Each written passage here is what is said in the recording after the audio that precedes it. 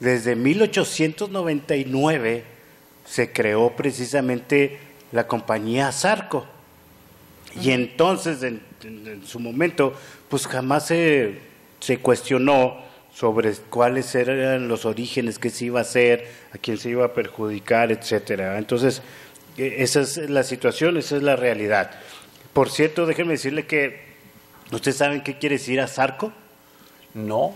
En algún punto supe que quería decir ASARCO hace muchos años, pero sí, la pero verdad... ahorita ya no recuerdo. No, yo no. Sí, es que conocí una persona que laboraba en ASARCO. Bien, ASARCO son las siglas de American Smelting and Refining Company. Sí. Así es. Sí, pero como está muy largo el nombre, pues las puras... Fíjate. Y quedó bien el nombre, cierto, fácil, yo decía, ¿no? que esas torres se veían desde la época de la Revolución y me entero, vi el periódico, que no es así, que no existían, que una se construyó en 1950 y la otra no sé en qué fecha, cosa que me sorprende. Sí, no, cuando inició la compañía no tenían estas torres, ¿verdad? De hecho, aquí estamos viendo algunas de las imágenes que logramos ya captar, que logramos obtener de parte del proceso que se llevaba ahí, exactamente. Era finalmente fundidora, es decir, a esta compañía llegaban los productos de las minerías, y aquí lo que hacían era ir separando precisamente esos productos, pero esto no se lograba más que con procesos de fundir esos metales, y fundirlos significaba precisamente utilizar fuego, utilizar lumbre para poder separarlos, y esto implicaba que lógicamente hubiera de alguna manera una contaminación, que por cierto, casualmente, la mayoría de este tipo de empresas siempre escogían lugares donde había ríos, por ejemplo. ¿Porque necesitaban agua o cómo, Martín? En parte porque necesitaban agua, pero lo que se ha dicho mucho es que ahí tiraban sus desechos para que no quedara huella en ningún lado, al menos ahí en la zona cercana. No, y más si es un río que pues se comparte como quiera, ¿verdad?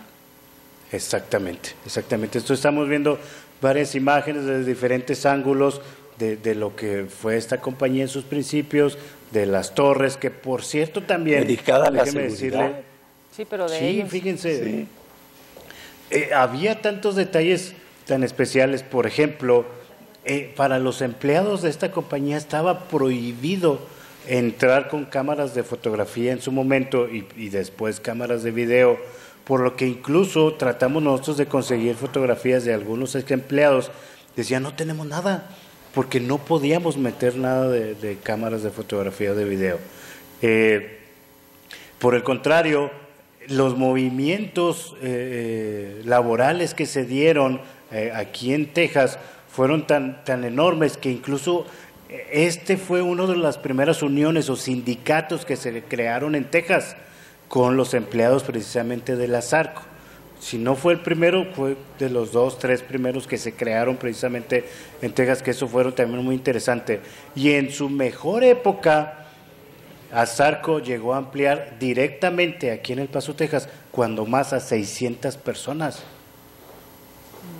Eso fue lo más que llegaron a emplear, 600 personas. Regularmente eran 400 personas. Se habló mucho, se dijo mucho. Por ejemplo, en esta imagen vemos cómo se llegaba a comentar que la contaminación afectaba precisamente al lado mexicano, y en esta en particular, en esta caricatura en particular, decían, pero ¿a poco no es la mejor manera de detener la migración ilegal? De ilegales.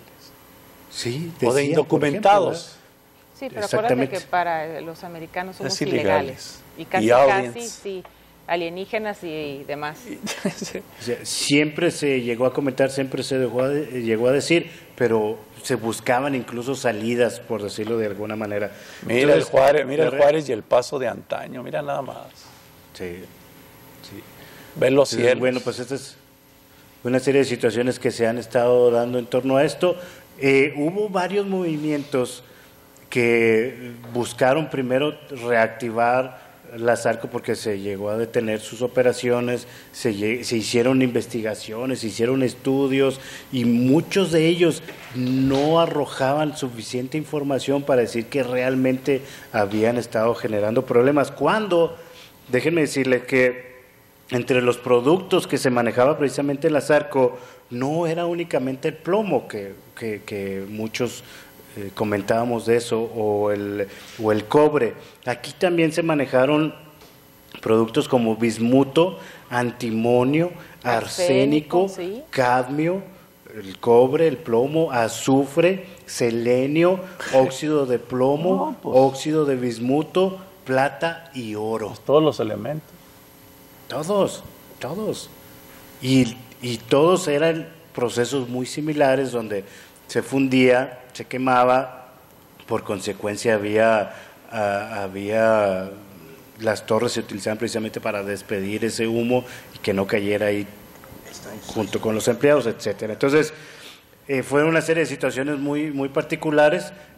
Cuando se dieron estas protestas para tratar de detener ya la compañía, finalmente una de las cosas que detonó el que se cerrara es que la compañía se declaró en quiebra. Y esta fue una medida, de alguna forma, para evitar todas las demandas que tenía en relación a cuestiones ambientales. Con eso prácticamente se cerraron muchos de esos problemas y se evitaron.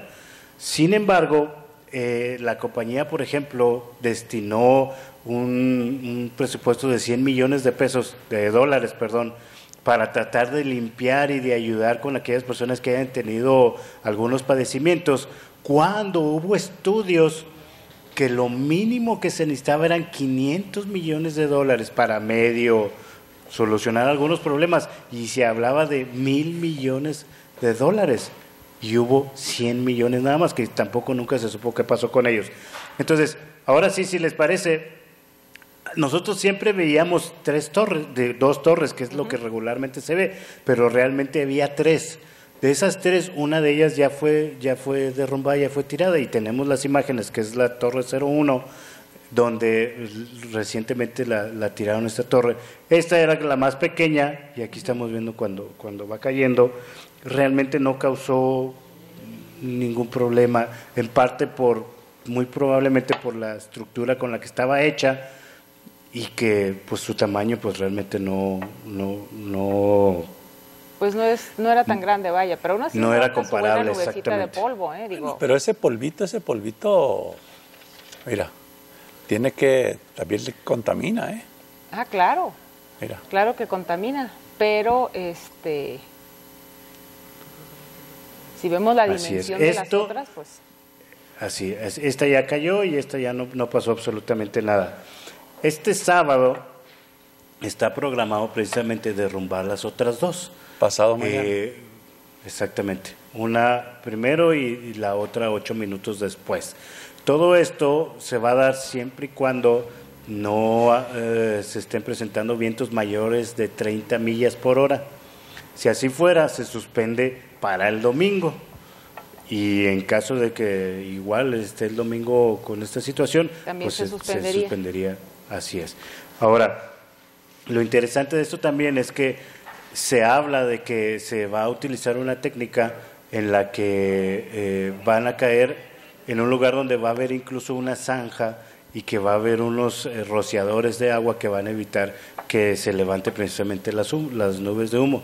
Entonces, tenemos ya por poquito para más adelante, recopilamos por ahí imágenes de otras torres que tiraron ya en otras partes del mundo, y que yo en lo particular no logré encontrar ninguna donde no se levantaran las nubes de humo. Entonces, eso lo vamos a ver más adelantito. Está muy interesante porque se ve parte del trabajo que se realiza, del proceso que se realiza, y cómo caen y levantan finalmente estas nubes de humo. Pues vamos a estar pendientes. Martín. Vamos a estar pendientes, claro. Martín.